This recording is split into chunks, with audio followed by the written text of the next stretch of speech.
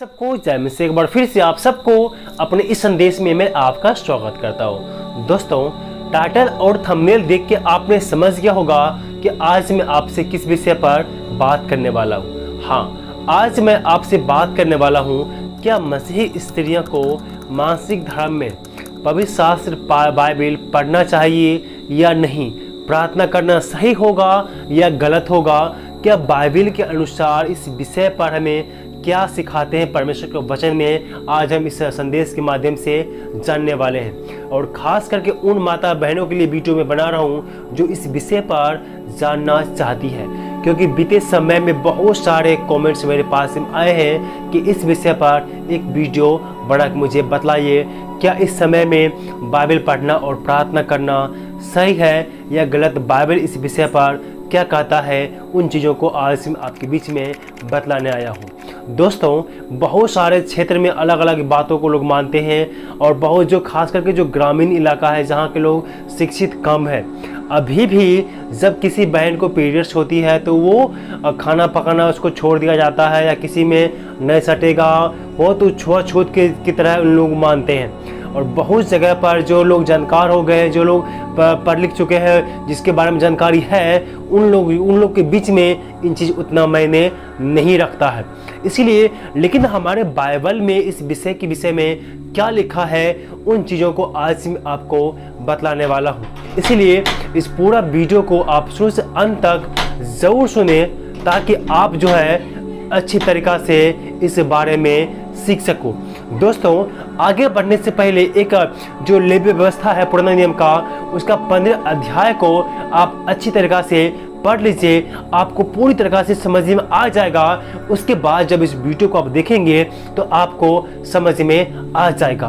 हम सबसे पहले देखेंगे पुराना नियम को, जो मूसा की व्यवस्था था, उस व्यवस्था के कानून में किस प्रकार से इसके बारे में नियम को बतलाए गए थे पुराना नियम में। उसके बाद हम देखेंगे कि नया नियम में प्रभु यीशु मसीह हमें इस विषय पर क्या सिखाते हैं। हम बाइबल को पढ़ेंगे, पुराना नियम उसका लेवी व्यवस्था उसका 15 अध्याय 19 पद से हम जब यहाँ पर देखते हैं, यहाँ जब 15 अध्याय को एक पद से हम पढ़ते हैं तो इसके बारे में अच्छी तरीक़ा से जानकारी दिया गया है। सिर्फ महिलाएं नहीं, परंतु पुरुष के बारे में भी इस अध्याय में बताया गया है। चाहे महिलाओं के जो अतिरिक्त जो रक्त शरीर से निकलता है वो, या पुरुष को भी कभी कभी जो स्वप्न दोष हो जाता है, उस स्थिति में दोनों के जो नियम है वो सेम टू सेम बराबर है। इसीलिए महिला और पुरुष दोनों के लिए ये परमेश्वर का वचन है, अर्थात ये एक आज्ञा है। हम पहले पुराना नियम को देखते हैं, उसके बाद में हम नया नियम में जाएंगे कि नया नियम में और अभी के 21वीं सदी के विश्वासियों को किस प्रकार से हमें रहना चाहिए, वो हम अंत में देखेंगे। इसीलिए इस पूरे संदेश को आप शुरू से अंत तक जरूर देखें। हम वचन पढ़ेंगे 15 अध्याय 19 पद। लिखा है, फिर जब कोई स्त्री ऋतुमती रहे तो वह 7 दिन तक अशुद्ध ठहरी रहे, और जो कोई उसको छुए वह सांझ तक अशुद्ध रहे। और जब तक वह अशुद्ध रहे तब तक जिस किसी वस्तु पर वह लेटे और जिस वस्तु पर वह बैठे वो सब अशुद्ध ठहरे। यहाँ 21 और 22 में लिखा है, जो महिलाएं पुरानी, ये जो आज्ञा है ये पुराना नियम के है, पुराना व्यवस्था का है। इसलिए मैं आपको पहले पुराना व्यवस्था के बात बतलाता हूँ, उसके बाद में हम नए नियम पर जाएंगे। वचन में कहता है, जिस किसी महिला को या किसी बहन को वो पीरियड्स होती है, तो जब तक वो पीरियड्स होती है तब तक वो अशुद्ध बना रहे, और जब जिस बिछौना पर वो लेटेगी, जिस बिछौना पर वो बैठेगी, वो बिछौना भी क्या हुआ, अशुद्ध रहेगा, अशुद्ध रहेगा 7 दिन तक। वो आगे लिखा हुआ है, और जो कोई उसके बिछौना को छुए वह अपने वस्त्र धोकर जल से स्नान करे और सांझ तक अशुद्ध रहे। और जो कोई किसी वस्तु को छुए जिस पर वह बैठी हो वह अपने वस्त्र धोकर जल से स्नान करे और सांझ तक अशुद्ध रहे। मेरे प्रियो, पुराना नियम की जो व्यवस्था है, जो मूसा के द्वारा परमेश्वर ने प्रदान किया था इस्राएलियों को, उस व्यवस्था के अंदर में बहुत सारे नियम कानून हैं, और उन्हीं नियम कानून में से एक कानून ये भी है कि जिस किसी बहन को जब वो पीरियड्स होती है तो वो अशुद्ध रहेगी, और जिस किसी जो खाना खाएगी, कहाँ बैठेगी, कहाँ सोएगी, उसका बिछावन भी अलग अलग रहेगा। और जो कोई व्यक्ति उसको छू देगा वो जल से स्नान करेगा और शाम तक वो व्यक्ति अशुद्ध बना रहेगा या रहेगी। कोई भी व्यक्ति या कोई व्यक्ति उस जिस महिला को, जिस बहन को पीरियड्स आई है, जिस बिछौने पर वो बैठती है, जिस बिछौने पर वो सोती है, उस बिछौने को भी कोई अगर छू दिया तो वो क्या करेगा, वो भी अशुद्ध हो जाएगा। वो जल से स्नान करेगी या करेगा, वो फिर वो शाम तक वो अशुद्ध ही रहेगा। तो ये जो नियम व्यवस्था जो है पुराने समय में इस्राएलियों को परमेश्वर ने मूसा के द्वारा प्रदान किया था, इतना हार्ड और कड़ा नियम।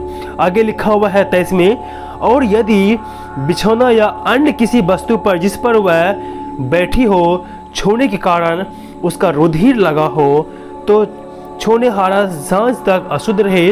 और यदि कोई पुरुष उसे प्रसन्न करे और उसका रुधिर उसके लग जाए तो वह पुरुष 7 दिन तक अशुद्ध रहे, और जिस बिछौने पर वह लेटे वह सब अशुद्ध रहे। इतना हार्ड नियम। वो जिस महिला को, जिस बहन को अगर जो पीरियड से माही है, अगर कोई वो बैठी है या कोई उसको ब्लड लग गया उसका, तो वो भी शाम तक अशुद्ध रहे। और जो भी पति पत्नी के बीच में भी है अगर उसका ब्लड उसको लग गया तो वो क्या करेगा, या ब्लड लग गया जो पति पत्नी के बीच होता है, अगर वो भी वो उस समय में वो करता है तो वो अशुद्ध रहेगा और नहलाएगा, पानी से नहलाएगा, कपड़े को धोएगा, उसके बाद 7 दिन तक वो अशुद्ध ही रहेगा। और 7 दिन तक वो किसी को वो ना छुएगा, ना कहीं बाहर जाएगा, ना खाना बनाएगा, कोई भी काम या अर्थात आप मान लो आप नहीं करोगे, किसी व्यक्ति में आप नहीं सटोगे, कहीं पर दूसरे के बिछावन पर आप नहीं बैठ सकते, दूसरे की कुर्सी पर भी आप नहीं बैठ सकते। अर्थात आपका जो रिश्ता है सब लोगों से वो आपका वो अलग हो जाएगा जब तक आप जो है पीरियड्स में रहेंगे। और उस दौरान कोई आप में सट गया या आपके बिछौने में कोई सट गया तो वो भी अशुद्ध हो जाएगा उस पुराने कानून के तहत।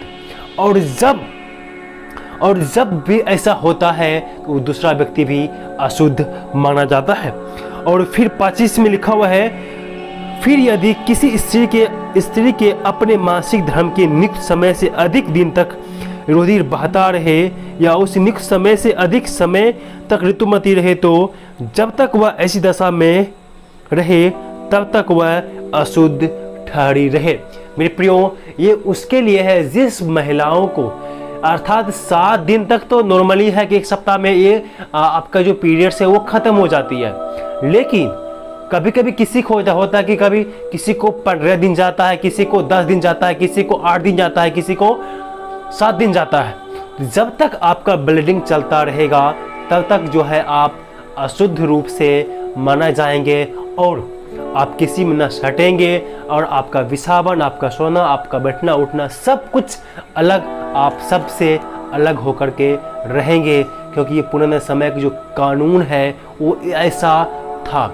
और जब 7 दिन के बाद जब वो पीरियड से निकल जाती है तो उसके बाद उसका शुद्धिकरण प्रतिक्रिया होता है। वो क्या होता है, देखिए लिखा हुआ है, पर जब वह स्त्री अपने ऋतुमती से शुद्ध हो जाए तब से वह 7 दिन गिन ले और उन दिनों के बीतने पर वह शुद्ध ठहरे। फिर 8वें दिन वे पंडुक या कबूतरी के 2 बच्चे लेकर मिलाप वाले तम्बू के द्वार पर याजक के पास जाए। तब याजक एक को पाप बलि और दूसरे को होम बलि करके चढ़ाए और याजक उसके लिए मासिक धर्म की शुद्धता के कारण यहोवा के सामने प्रायश्चित करे।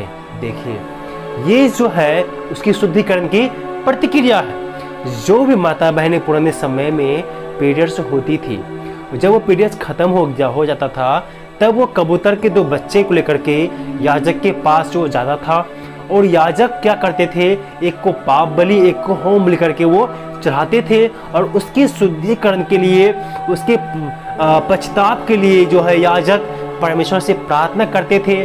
उसके बाद जो है वो महिला शुद्ध हुआ करती थी। इतना कड़ा और हार्ड नियम परमेश्वर ने मूसा के द्वारा इस्राएलियों को प्रदान किया था। ये था पुराने समय, पुराने नियम का जो कानून, पुराने नियम के जो आज्ञाएं परमेश्वर का था, वो इस चीज, ये बातों को परमेश्वर ने बतलाया था।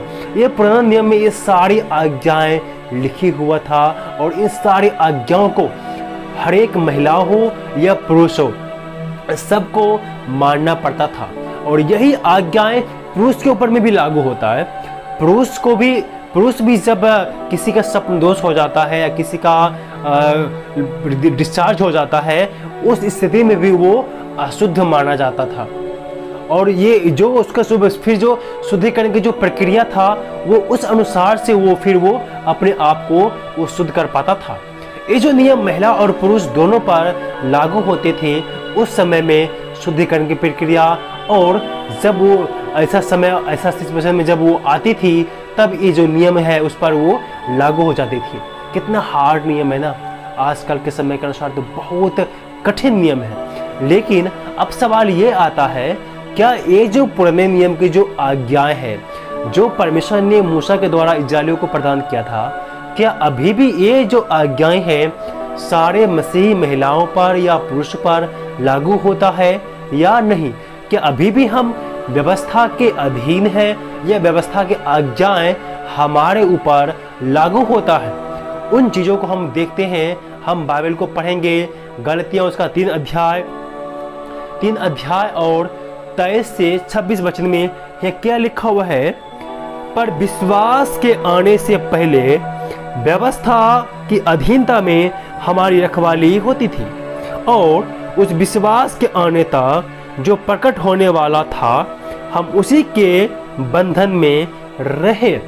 अब देखिए, ये जो कानून की जो पुराना नियम जो है, जो मूसा के द्वारा जो परमेश्वर ने कानून व्यवस्था दिया था सारे इस्राएलियों को, वो व्यवस्था के विश्वास के आने तक, अर्थात यीशु मसीह को आने तक, इसी कानून के द्वारा हम सब की, अर्थात जो यहोवा परमेश्वर को विश्वास करते थे, इसकी अधीनता में थे और इसकी रखवाली में थे। और ये सारा जो कानून है, मूसा की व्यवस्था में बहुत सारे कानून हैं और लगभग 600 से ऊपर आज्ञाएं हैं। तो इस सारे कानून के अंदर में सारे इजरायली थे, जितने लोग यहोवा परमेश्वर पर विश्वास करते थे, सारे लोगों पर ये व्यवस्था लागू था। लिखा है को व्यवस्था के अधीन में थे विश्वास को आने तक। आगे लिखा है, इसीलिए व्यवस्था मसीह तक पहुंचने के लिए हमारी शिक्षक हुई कि हम विश्वास से धर्मी ठहरे। लिखा है व्यवस्था विश्वास तक, अर्थात यीशु मसीह तक पहुंचने का हमारा माध्यम था। तो उस समय परमेश्वर ने एक कानून दिया था कि एक कानून के तहत तुम लोग को रखवाली चेक होगा, ताकि जब तक मसीह दोबारा आने जाए। इसीलिए जैसे हर एक देश का अपना अलग अलग कानून होता है, हमारा भारत देश का भी एक संविधान है, और हमारा भारत देश के रखवाले कौन करता है? हमारा संविधान करता है। और संविधान के बाहर जो संविधान के कानून की किताब में जो लिखा है, उससे बाहर जो कार्य होते हैं वो सब क्राइम होते हैं, और उसके कुछ क्राइम के अलग अलग सजा नियुक्त किया जाता है। वैसे ही हमारे परमेश्वर के जो कानून है, परमेश्वर के जो लोग हैं, वो एक व्यवस्था के, एक कानून के दायरे में था पहले। विश्वास से आने से पहले, अर्थात यीशु मसीह को आने से पहले, इसी कानून व्यवस्था के द्वारा जो परमेश्वर ने मूसा के द्वारा प्रदान किया था, उसकी अधीनता में हम सब की वो रखवाली होता था। और आगे लिखा है, परंतु अब विश्वास आ चुका तो हम अब शिक्षा के अधीन ना रहे, क्योंकि तुम सब उस विश्वास के द्वारा जो यीशु मसीह पर है परमेश्वर की संतान हो। क्या लिखा है? विश्वास के द्वारा हमारा उद्धार होता है, और जब मसीह आ गया, जब विश्वास आ गया, तो ये जो व्यवस्था है इसकी अधीनता खत्म हो गया। अर्थात हम अब व्यवस्था के अधीन नहीं हैं, हम अनुग्रह के अधीन हैं, अर्थात यीशु मसीह के अधीन है। अर्थात व्यवस्था अनुग्रह के आने तक, अर्थात यीशु मसीह को आने तक हमारा शिक्षक हुआ, उसी के अनुसार हम चलते थे।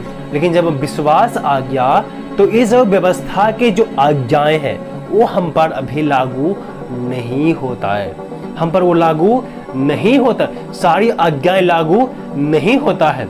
इसीलिए ये जो व्यवस्था, जो आज्ञाएं, जो विषय पर मैं चर्चा कर रहा हूँ, वो आज्ञाएं अभी के महिलाओं पर लागू नहीं होता है, अभी की महिलाओं पर लागू नहीं होता है। क्योंकि एक वचन को हम आपके सामने में पढ़ना चाहते हैं जो हमें मिलता है लूका रचित सुसमाचार उसका 8 अध्याय उसका 43 से 48 वचन को जब हम पढ़ते हैं, यहाँ पर एक स्त्री पाया जाता है जिसे 12 साल से लहू बहने का रोग होता है।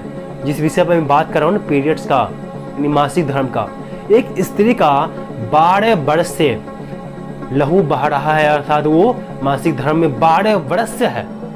यह लिखा है 43 में, एक स्त्री ने जिसको 12 वर्ष से लहू बहने का रोग था और जो अपनी सारी जीविका वैद्यों के पीछे व्यय कर चुकी थी, तो भी किसी के हाथ से चंगी न हो सकी।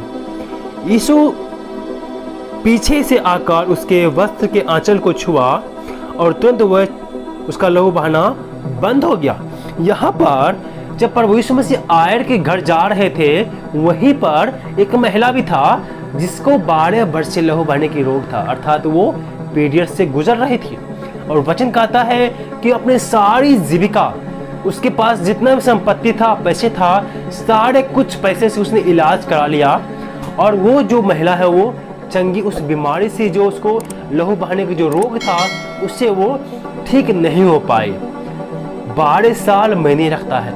अगर जो पुराने व्यवस्था के अनुसार बहुत कठिन है ये, 7 दिन भी महिलाएं जो है बहुत कठिन से अपने जीवन निर्माण करती थी।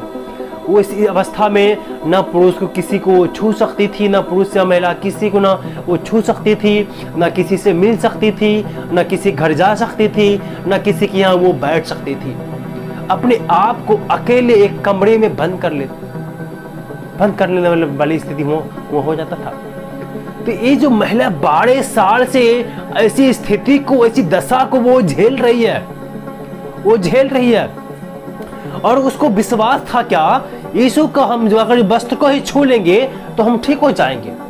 लेकिन मूसा की व्यवस्था उस पर लागू थी। मूसा की व्यवस्था के अनुसार पीरियड्स के समय में कोई स्त्री घर से बाहर निकलना उसके लिए दुश्वार था, किसी से बात नहीं कर सकती थी या किसी के यहाँ जा नहीं सकती थी, किसी में सट नहीं सकती थी, क्योंकि वो छुआ जाएगा, वो अशुद्ध हो जाएगा। ये अशुद्ध की अवस्था में थी। ऐसी दशा में अपने आप को एक बार रख के देखिए, कितना कठिन आज्ञा है, कितना कठिन भरा जीवन है इस महिला का। ऐसी अवस्था में घर से बाहर निकलना, भीड़ में जाना, दूसरे व्यक्ति में सटना और एक पुरुष को सट के कपड़े को छूना, यीशु मसीह को, कितना कठिन बात है उसके लिए। और इस परेशानी को, इस बीमारी को वो 12 वर्ष से वो झेल रही है। लेकिन जब उस महिला ने प्रभु यीशु मसीह को छुआ तो प्रभु यीशु से सामर्थ्य निकल के उस महिला में गया और उसका लहू बहना उसी समय बंद हो गया। वो अपने आप में जान ली कि मैं ठीक हो गई हूँ, मैं चंगी हो गई हूँ, मेरा लहू बहना बंद हो गया। और प्रभु ने जान लिया कि किसी ने मुझे छुआ और मुझसे सामर्थ्य निकला। प्रभु ने अपने शिष्य से पूछा भी कि किसने मुझे छुआ है, तो प्रभु के दास ने कहा, हे प्रभु, इतना भीड़ है कि लोग गिर रहे हैं और आप बोल रहे हो कि किसी ने मुझे छुआ। तो प्रभु ने कहा, नहीं, किसी ने मुझे जानबूझ के छुआ है। जब ये स्त्री जिसको लहू बहने का रोग था ये समझ गई अब मैं नहीं बच पाऊंगी, तो फिर कांपती हुई वो सामने आई और जो उसके साथ में बिता वो सारा हाल बतलाया प्रभु यीशु मसीह को। तो प्रभु ने कहा, जा, तेरे विश्वास ने तुझे बचा लिया तो तुझे चंगा कर दिया। तो मैं प्रियो, यहाँ पर हम क्या देखते हैं, और ये स्त्री को जिसे 12 साल से लहू बहने का रोग था, ये भी प्रभु यीशु मसीह को छुआ और बहुत सारे लोगों में ये सटी। तो उस समय मूसा व्यवस्था के अनुसार ये अशुद्ध हो जाती थी। और जो इसमें सटा वो भी अशुद्ध हो जाता। लेकिन ऐसी बात नहीं है। प्रभु यीशु मसीह हमें हर एक पापों से हमें वो शुद्ध करता है, हर एक चीज से हमें वो आजाद करता है। प्रभु यीशु मसीह का लहू हमें हर एक पापों से हमें वो धो देता है, आजाद कर देता है। तो मेरे प्रियो, मैं आपसे निष्कर्षण में बताना चाहता हूँ, और आज वर्तमान स्थिति में जिस महिलाओं को, जिस बहनों को अगर जो लहू बहने का रोग, पीरियड्स होता है या मासिक धर्म में रहती है, उस समय वो बाइबल भी पढ़ सकती है, प्रार्थना भी कर सकती है। ऐसा कुछ भी छुआछूत इस समय में नहीं होना चाहिए, बाइबल हमें ये बतलाता है। और ये महिला भी 12 वर्ष से इसको लहू बहने का रोग था। इसको तो प्रभु ने नहीं कहा कि तुमने मुझे क्यों छू दिया, मैं अशुद्ध हो गया, ऐसा तो कुछ भी नहीं है। इसीलिए आप चाहे पीरियड्स हो, जो कुछ भी परेशानी आपके पास हो, तो आप बाइबल को पढ़ सकते हो, प्रार्थना कर सकते हैं। ऐसी कोई बात नहीं है, आप अशुद्ध नहीं होते हैं। और मैं पुरुष से भी कहना चाहता हूँ, जो भी अगर जो ऐसी स्थिति में कोई बहन आ जाती है, तो उसको आप छुआछूत के भावनाओं से मत देखिए। कोई छुआछूत नहीं होता है। प्रभु हमें हर एक पापों से, हर एक चीज़ों से शुद्ध कर देता है प्रभु यीशु मसीह का लहू। इसीलिए इस समय में आप सब अपने पत्नी का केयर करें, और बहनें लोग भी अपने आप का ध्यान रखें। इस अवस्था में आप को जो चाहे वो कर सकते हैं, काम भी कर सकते हैं, खाना भी खा सकते हैं, किसी में सट भी सकते हैं, आप बिछावन पर सो भी सकते हैं, बैठ भी सकते हैं। कोई भी छुआछूत इस विषय पर अब नहीं है प्रभु यीशु मसीह के आने के बाद किसी भी समय में। इसीलिए आप इन सब बातों को छोड़ दीजिए कि मैं अशुद्ध हो जाऊंगी या कोई अशुद्ध हो जाएगा, मैं पीरियड्स के समय हूँ, मैं बाइबल नहीं पढ़ सकता, वचन नहीं पढ़ सकता या प्रार्थना नहीं कर सकता। ऐसी कोई बात नहीं है। आप सब कुछ कर सकते हैं। आज प्रार्थना कर सकते हैं, या प्रचार कर सकते हैं, या आप बाइबल को पढ़ सकते हैं। कोई भी अशुद्ध वाली बात यहाँ पर नहीं है। जो भी था वो पुराने समय में था, पुराने नियम के कानून में था। लेकिन अभी वो कानून से हम आज़ाद हो चुके हैं। हम प्रभु यीशु मसीह के विश्वासी हैं, और विश्वास के द्वारा हमारा उद्धार हुआ है, ना कि हमारा उद्धार व्यवस्था के द्वारा हुआ है। हमारा उद्धार जो है परमेश्वर के अनुग्रह और विश्वास के द्वारा होता है। इसीलिए इन सब बातों पर आप यकीन ना करें। मैं उम्मीद करता हूँ कि इस वीडियो के द्वारा परमेश्वर आप सबको आशीष दिया होगा।